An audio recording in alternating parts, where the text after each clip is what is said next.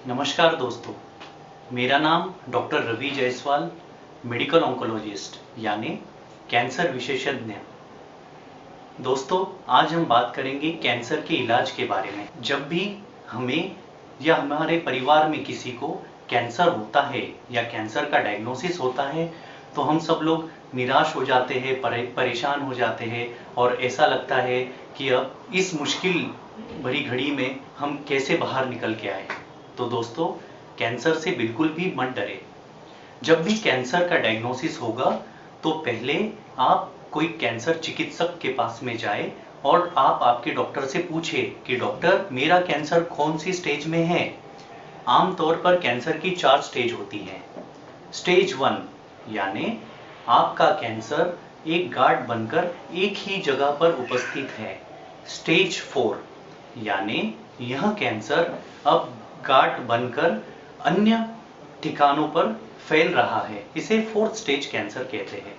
दोस्तों, जब ट्यूमर छोटा होता है तो इसे ऑपरेशन के द्वारा आसानी से जड़ से निकाला जा सकता है, लेकिन जब हमारा cancer 3rd stage 4th stage में होता है तो डायरेक्टली ऑपरेशन करने से हम पूरी तरीके से ट्यूमर को जड़ से नहीं निकाल पाते।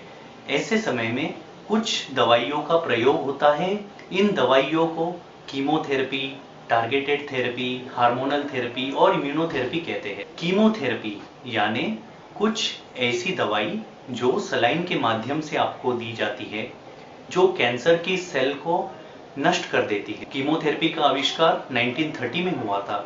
जब ये दवाइयाँ पहली बार बनी थी तो इनके काफ़ी ज़्यादा साइड इफेक्ट हुआ करते थे, लेकिन जिस तरह से कीमोथेरेपी में आविष्कार हुआ, जो नई कीमोथेरेपी की दवाइयाँ आई है, इससे साइड इफेक्ट कम और फ़ायदा ज़्यादा होता है।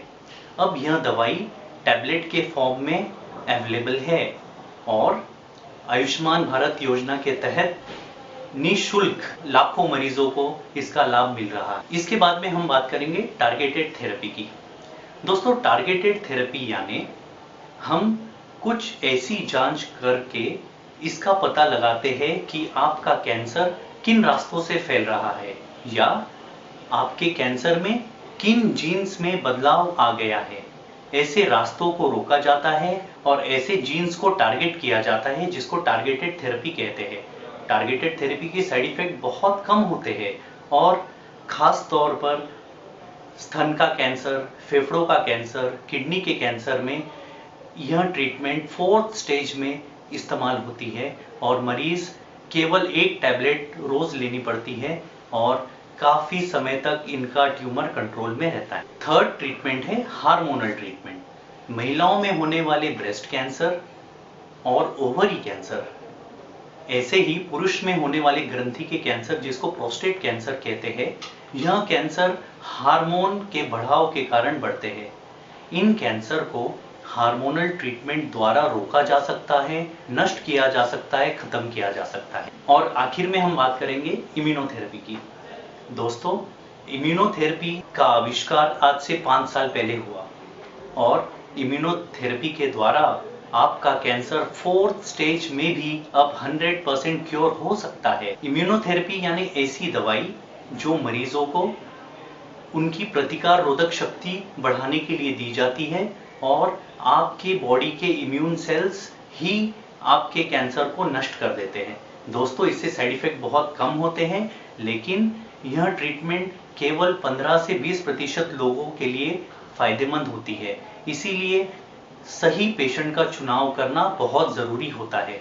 खास तौर पर फेफड़े के कैंसर, किडनी के कैंसर, ब्लैडर कैंसर और चमड़ी के कैंसर, जिसे मेलानोमा कहते हैं, इनमें इम्यूनोथेरेपी का काफ़ी हद तक असर रहा है। तो दोस्तों, जैसे कि हमने आज चर्चा की, हर मरीज का कैंसर अलग होता है। उसमें कैंसर के गुण अलग होते हैं, कैंसर की सेल्स अलग होती है, जेनेटिक मेकअप अलग होता है। इन सब को आइडेंटिफाई करके हर मरीज को एक पर्सनलाइज्ड कैंसर ट्रीटमेंट दी जाती है, यानी हर मरीज का कैंसर एक अलग है।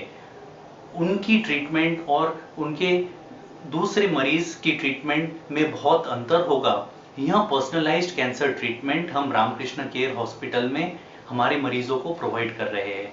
दोस्तों, ये कीमोथेरेपी, टारगेटेड थेरेपी के लिए आपको हॉस्पिटल में एडमिट होने की जरूरत नहीं है। ये सारा डे केयर प्रोसीजर है। आप हॉस्पिटल में आते हो, कुछ जांच से ये पता कर लेते हैं कि आपको कौन सी दवाई देने से आपका कैंसर कंट्रोल में आएगा, और 2 या 3 घंटे में आपका ट्रीटमेंट खत्म हो जाएगा और शाम तक आप घर पहुंच जाओगे। और 80% कीमोथेरेपी की दवाइयाँ, टारगेटेड थेरेपी की दवाइयाँ निःशुल्क आयुष्मान भारत योजना के तहत फ्री ऑफ कॉस्ट मरीजों को मिल रही है। दोस्तों, इन सभी सुविधाओं का लाभ उठाइए।